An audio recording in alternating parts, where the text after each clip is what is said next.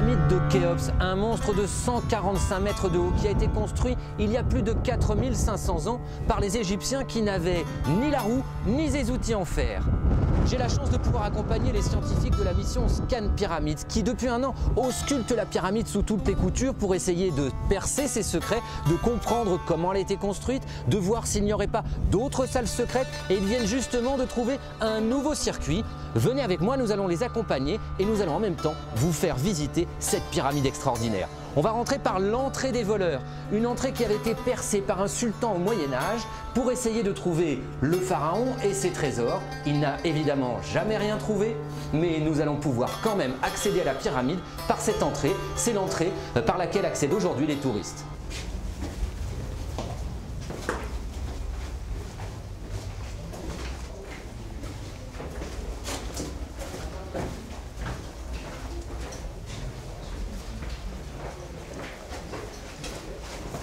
Au bout de ce corridor qui a été percé artificiellement, nous allons rejoindre des galeries qui, elles, avaient été fabriquées par les Égyptiens. Nous arrivons ici à ce que l'on appelle le couloir descendant, ici, qui va mener à une chambre souterraine inachevée, et puis à un couloir qui remonte vers ce que l'on appelle aujourd'hui l'entrée principale. C'est là que ces scientifiques ont détecté un nouveau circuit, et c'est là qu'ils ont posé des plaques de capteurs de muons pour pouvoir voir à travers les pyramides au-dessus, et pouvoir ainsi savoir s'il y a des vides ou des pleins, et donc c'est comme cela qu'ils ont trouvé ce nouveau circuit. Donc là, Fabrice, on se trouve dans une portion du couloir descendant dans laquelle on a mis en fait les plaques, les émulsions chimiques qui nous permettent de capturer les muons. C'est ici même qu'on avait placé nos premières plaques à muons dans cette zone qui nous ont permis de détecter ce qui nous semble être un circuit qui se trouve au-dessus de nous.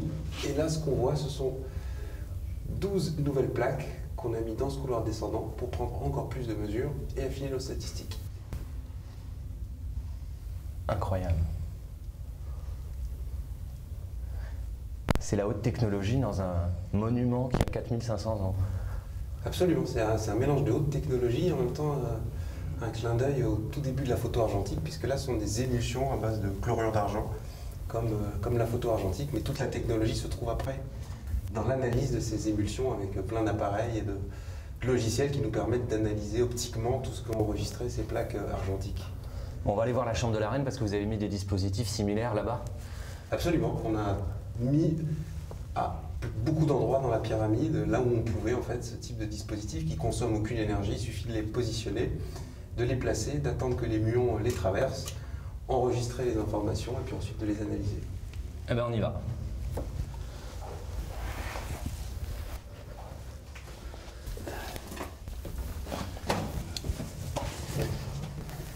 Et ici, regardez de l'autre côté, derrière cette grille, il y a un couloir qui descend jusqu'à ce que l'on appelle la chambre souterraine inachevée.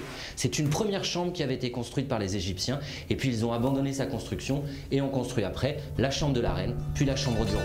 On va y aller.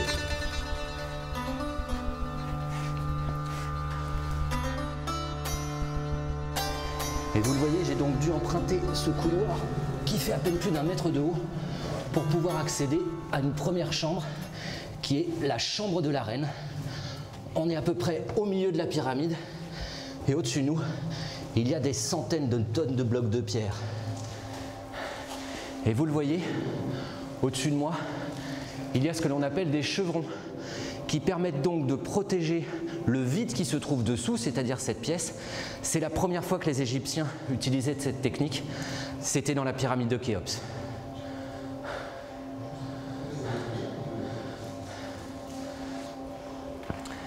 Et dans cette chambre, vous le voyez, il y a des plaques. Ce sont les mêmes plaques que nous a montré Mehdi Tayoubi tout à l'heure. Et ça sert à capter les muons, ces particules qui viennent de l'espace, pour pouvoir calculer la densité, les vides et les pleins qui peuvent se trouver au-dessus de nous. C'est en quelque sorte une radiographie de la pyramide. Et au-dessus de la chambre de la reine, il y a cette immense galerie, on l'appelle la grande galerie. C'est par là qu'on peut accéder à la chambre du roi. Aujourd'hui, c'est toujours un mystère, on ne sait pas s'il s'agissait d'un couloir technique ou d'un couloir qui servait à la procession pour les rites funéraires. Beaucoup de théories circulent, mais personne n'a encore découvert la vérité sur la pyramide de Khéops. Ce qui est incroyable, c'est que tu vois la taille des pierres, ça va peser plusieurs tonnes. Et on est, Eddy, on est à combien là de hauteur, d'altitude? 43 mètres. 43 mètres d'altitude à l'intérieur de la pyramide.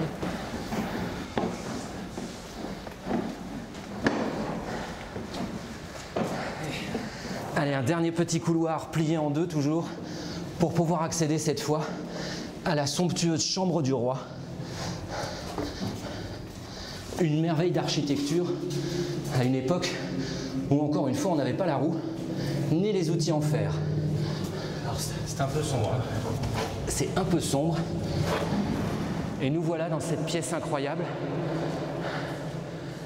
Vous le voyez, chaque bloc est parfaitement ajusté. Au-dessus, nous avons ce que l'on appelle un plafond plat. Il y a plusieurs plaques, ce qu'on appelle des chambres de décharge. Et au-dessus, des chevrons.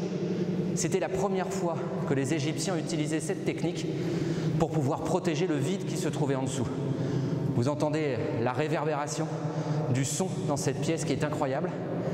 Et il y a aussi ce sarcophage dans lequel on n'a jamais rien trouvé. Pas de momie, pas de pharaon, pas de trésor, à part cet énorme bloc de granit.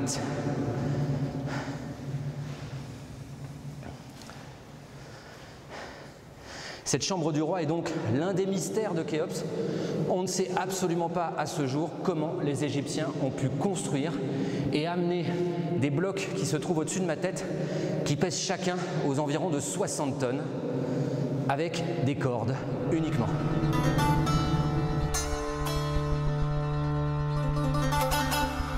On a décidé d'investir notre énergie et notre temps en mettant des dispositifs de muons, de capture de muons, de ce qu'on appelle de muographie ou tomographie muonique, dans le couloir descendant qui se trouve en dessous. On a de la chance, on a un couloir qui s'enfonce dans la pyramide, qui va en fait au cœur, enfin qui s'enfonce dans le cœur de la pyramide et qui passe exactement en dessous de la zone qui nous intéresse.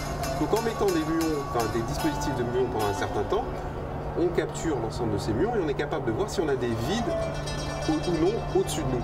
Et c'est là qu'on a eu la surprise, l'heureuse surprise de voir en fait une forme se dessiner, une anomalie se dessiner qui correspond sans doute à un circuit interne qui est inconnu à ce jour, qui se trouve en fait entre le couloir descendant et l'endroit où on se trouve.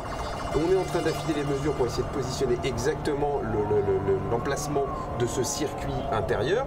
On voit dans l'anomalie muonique quelque chose qui ressemble en fait à un couloir qui s'enfonce. Est-ce qu'on a un couloir? Est-ce qu'on a deux couloirs? Le fait est que dans cette zone, enfin derrière la zone dans laquelle on se trouve, on a un nouveau circuit qui s'enfonce au cœur de la pyramide. C'est la première découverte dans la pyramide de Khéops qui a été construite il y a 4500 ans. C'est la première découverte depuis le Moyen-Âge en gros? On va dire que la pyramide telle qu'on la connaît aujourd'hui, on la connaît sous cet aspect-là avec les pièces qu'il y a à l'intérieur quasiment depuis le Moyen-Âge. Ensuite au 19e, à différentes époques, on a découvert d'autres éléments comme les conduits de ventilation, donc il y a eu d'autres découvertes, mais pour les grandes structures, c'est-à-dire chambre de la reine, chambre du roi, c'est ce que l'on connaît, ça veut dire quasiment depuis le Moyen-Âge.